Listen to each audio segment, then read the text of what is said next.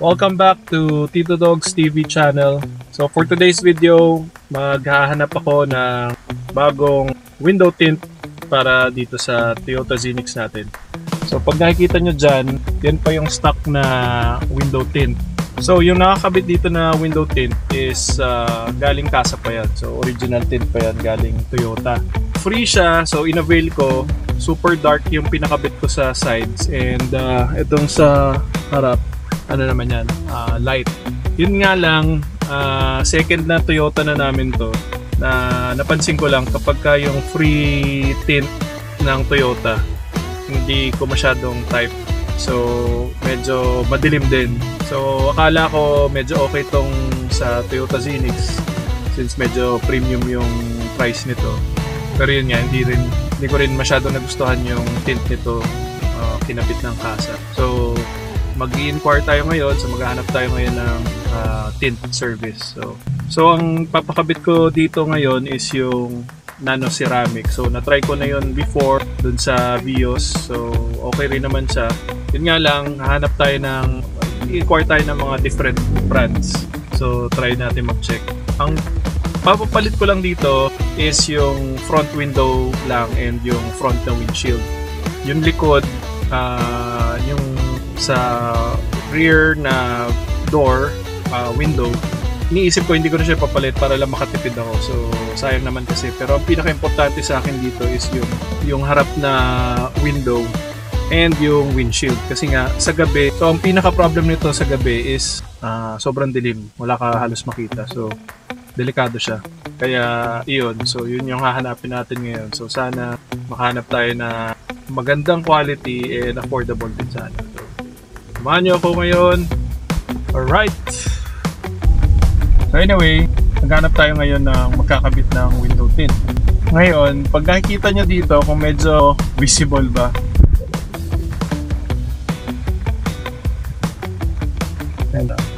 So kung nakikita nyo or napapansin nyo, medyo brownish yung kulay ng stock tint ng Toyota. Medyo hassle siya actually, medyo nag-iiba. Hindi ko alam kung nagiging brown yan dahil polarized or hindi na talaga siya maganda. So, no offense to Toyota naman since libre lang naman tong tint nila, pero yun nga, hindi siya maganda actually. So, I am guessing ano lang to, yung tinatawag nilang dye, tint na dye. Ano lang siya, kumbaga ordinary tint lang siya. Aside from hindi ko gusto yung kulay niya from the inside, brownish, sa gabi, again ulitin ko lang, yung sa gabi nga, sobrang dilim niya, sobrang dilim. So madalas kaming bumabiyahe sa outside Metro Manila or sa probinsya. So medyo mahirap mag-drive. Take note din dito sa Toyota Zenix, medyo ang common reklamo ng mga owners dito is yung mahina yung headlight. So LED na headlight to, maganda naman siya, so puti. Kaya nga lang, madalas na reklamo is mahina. Aside from mahina na ilaw na headlight, pag dark yung window tint mo, medyo mahirap talaga makakita sa gabi. Ano siya, tatry kong makahanap ng old videos ko kung ano yung itsura sa gabi, pero yun nga, sobrang dark niya talaga. Kaya ang hanapin ko ngayon tint, hopefully makita ko pa rin is, gusto ko pa rin ng super dark, pero gusto ko from the inside is light. So far yung experience ko naman sa mga ceramic na tint, okay naman siya. So ito, so tingnan natin kung ganun din dito sa mapag-inquire natin. So samahan nyo ako. See you later.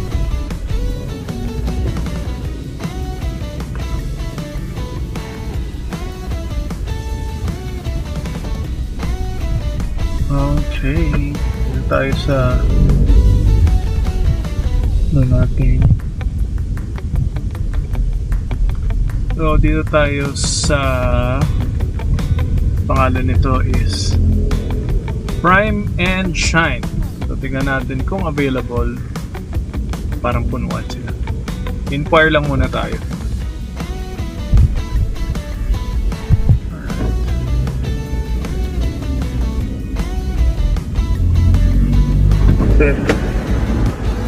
But ano po, magtatanong lang ako ng window tint. Meron ba kayo dito? Yes po, meron po. Meron kami sir, spatter tint and nano ceramic tint test. Yung nano ceramic, magkano yun? Sa ganito sir is 14,000. Ang spatter namin 16. Ang bala ko lang sana itong tatlong Yun, sir. Kasi yung ito namin sir, kapag windshield lang po is 8,000.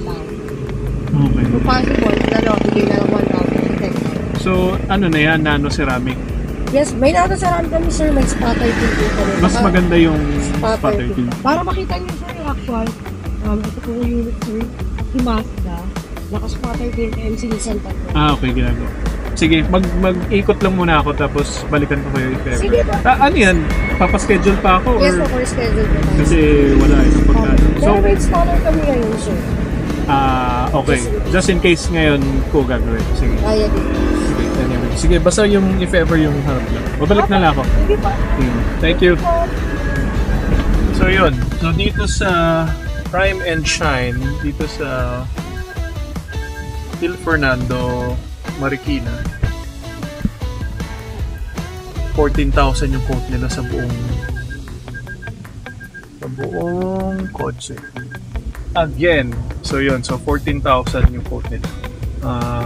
Tatanong tayo sa iba, medyo expensive yan yung brand nila. Hindi ko alam kung anong pangalan ng tint nila, pero sa itsura pa lang nung ano nila is syempre mukhang ano na sila, mukhang nasa high price shop na sila. So sige, so hanap pa tayo ng iba. Bye. Dito tayo sa natin.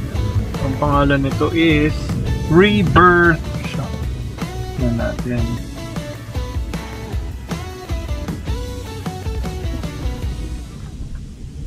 Ano naman, di masayang yung araw. Kakahanap lang ng magtitint. Rebirth Car Coating Center. Kailan na magtanong? Tanong muna tayo.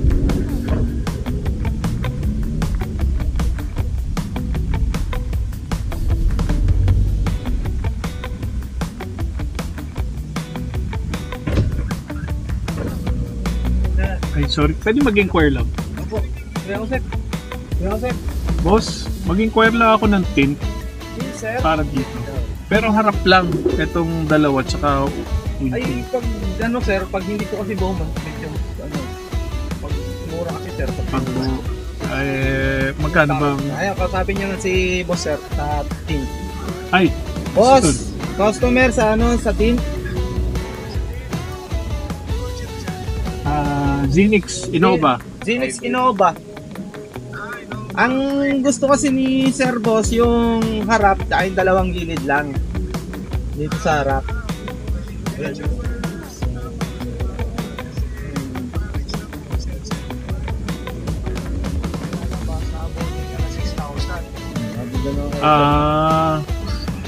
Di baka wala nang bawas yun, sir. Kahit mga ceramic tint yun, kaya maganda. kahit mga 5,000 ganon. So, ano kasi, yung harapan kasi sir, pag solo lang, 3,000 yung harap, tapos 1,500 pagka piraan, pagka may panel. Kaya pag ano sir, mas maka-save tayo kapag kapo talaga siya. Sige sir. Anong tatak niyang ano sir? Yung tint? Kirena sir, Kirena.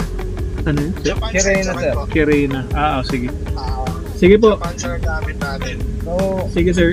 If ever, ano ba to ba schedule o? yes sir, by schedule. Schedule sir para ano po, para hindi kayo magpantay ng matagal din. Sige sir. Mag-message na lang ako dun sa ano sa page nyo sir. Okay, sige sir, Sige message po. po kayo kung sakaling gusto po kayo. Sige, Tapos, sir. try ko mag-compute din sir kung hanggang saan yung best price natin. Sige sir. Mag-inquire din ako sa ano. Nag-iikot pa lang ako. Sige po. Okay, sige, Thank you. sir. So, ang presyo naman nila dito, 7,000 sa buong kotse. So, mas mura siya kaysa sa dun sa kanina. So, we'll see. Check pa tayo ng ibang options. Alright, so Dito naman tayo sa third shop. Autoblock Car Accessories.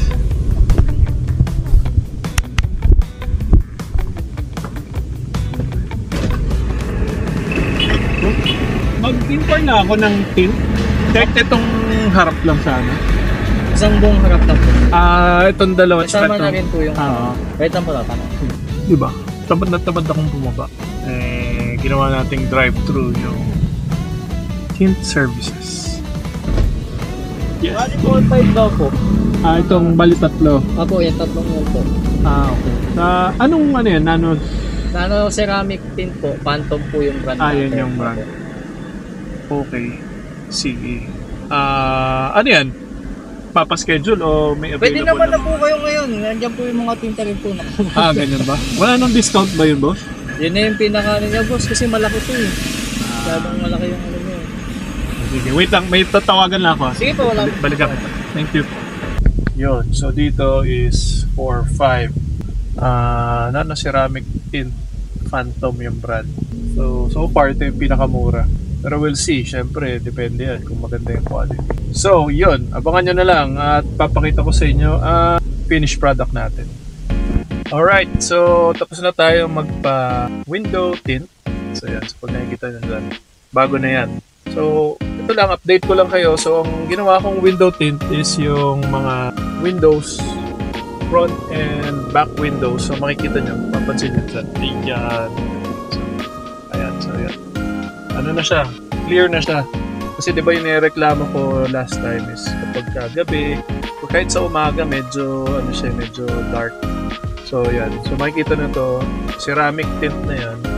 Hindi naman to yung mga pinakamahal na ceramic tint. So ang pangalan nitong ceramic tint na pinalagay ko is yung Phantom. So sakto lang siya, siguro mid level lang siya. Okay naman siya, okay yung visibility niya. And yung heat rejection niya, sobrang okay. Alos, ayan, mainit sa labas pero okay na okay siya. Makikita nyo, ayan, dyan sa likod. So, ayan. Maliwanag na siya. So, okay naman. Masaya naman ako na itong windows yung pinagawa ko. Itong harap, ito namang harap na window, ito pa rin yung stock na tint. So, ang ginawa ko lang muna is stock muna siya since ano naman to light lang yung harap. Hindi naman ako nadidilaman dyan sa gabi. So, yun lang ang update natin dito sa ating window tint. So, okay naman siya. Sana tumagal and sana wala namang maging problem dito. Alright, so thank you for watching and see you all again sa next videos natin. Thank you. Bye-bye. So, singit ko lang pala.